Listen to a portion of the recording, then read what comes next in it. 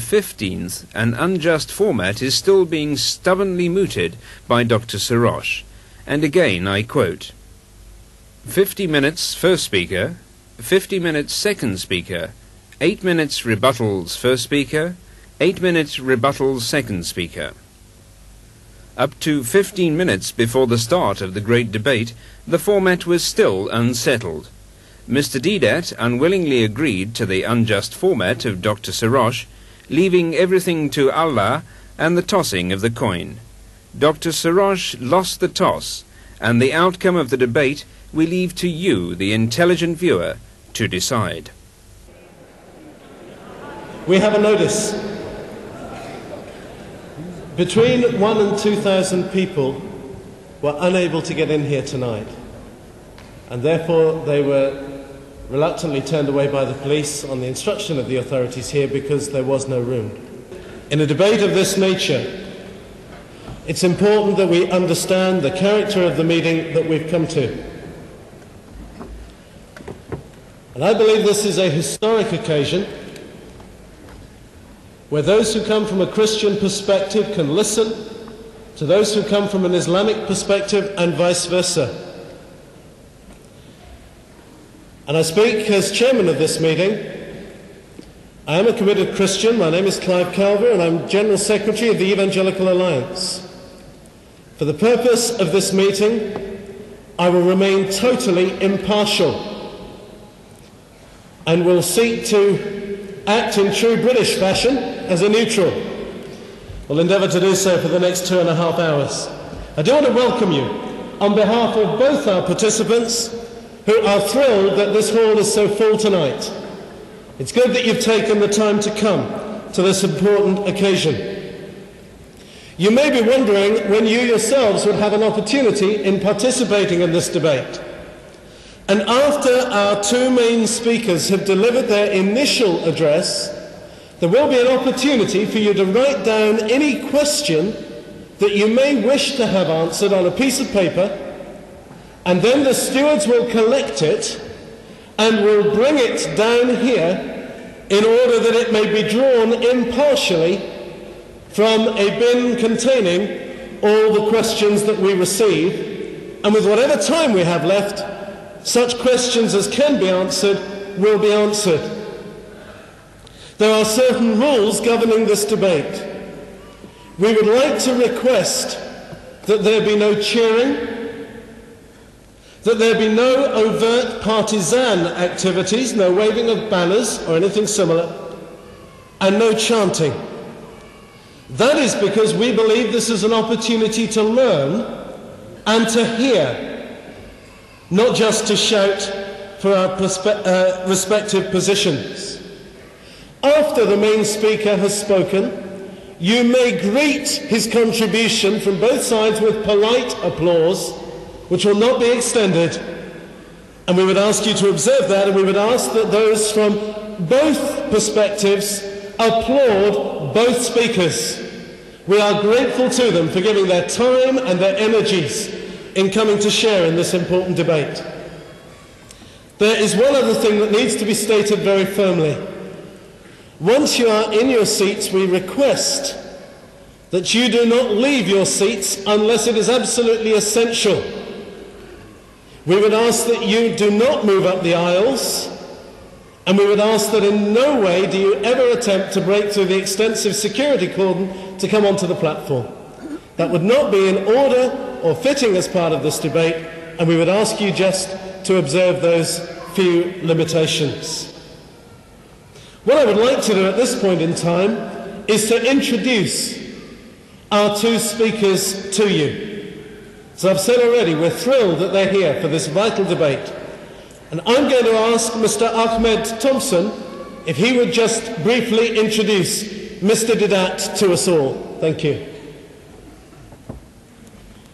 Good evening. Bismillah. Mr. Ahmed Deedat is probably well known to many of you already. He's been in England several times before and was here at the Albert Hall in July and last summer in another similar debate to this. He's the director of the Islamic Propagation Centre in Durban in South Africa. And he's a man who has studied both the Quran and the Bible for a considerable length of time. Obviously, as a Muslim, he accepts the Quran as the final revelation from God to man, to the last of the prophets, and much of his perspective is based on what is in the Quran. He is also interested in the Bible, though, which, although it does not contain the original gospel of Jesus in the original Aramaic, is nevertheless still an interesting document. And perhaps we should just draw your attention to one of the verses of Quran, which says, and this ayat is addressed primarily to the Prophet Muhammad, peace and blessings of Allah on him, but also to all Muslims. And it says, if anyone disputes with you after the knowledge which has come to you, this is the knowledge in the Quran, then say to them, bring your sons and your womenfolk and yourselves and ourselves together, and let us pray to Allah, let us pray to God. May the curse of God be on us if we are lying. So on behalf of Mr. Deedat and of all the Muslims, I would just like to say that as far as the knowledge which he refers to from the Quran, may the curse of Allah be on us if it is not true. Thank you. We're pleased to also have on the platform the Reverend Fred Masabni from Jacksonville, Florida. He's a missionary at large, and he's come as Mr. Shorrosh's companion tonight. A word or two of introduction to Anis Shorrosh. Anis is a Palestinian. He became a refugee in 1948 in Jordan. He went to the USA and studied in Mississippi, where he received the degrees of Bachelor of Arts and Bachelor of Divinity.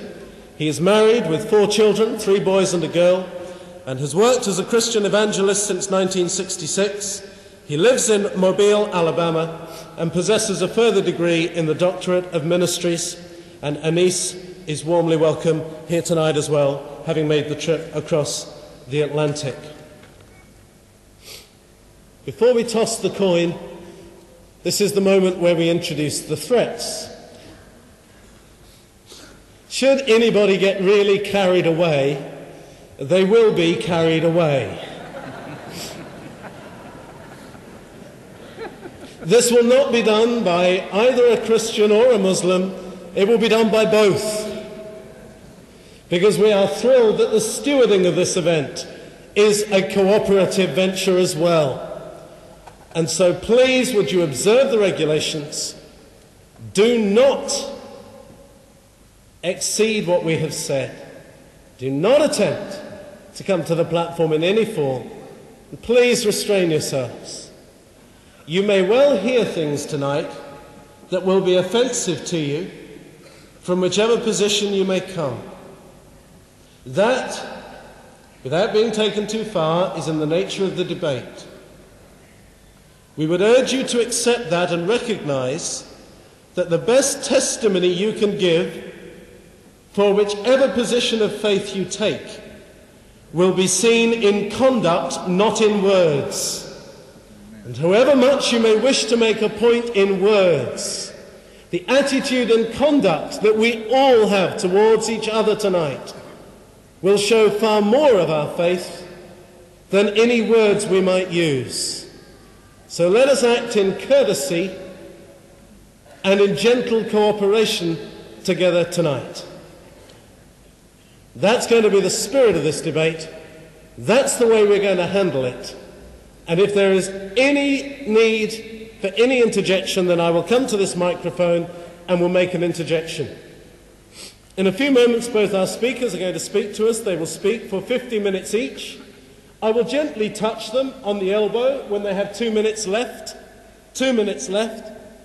If they don't finish on time, I will stand up and place a brotherly arm around their shoulder and encourage them to sit down, but I'm sure that won't be necessary.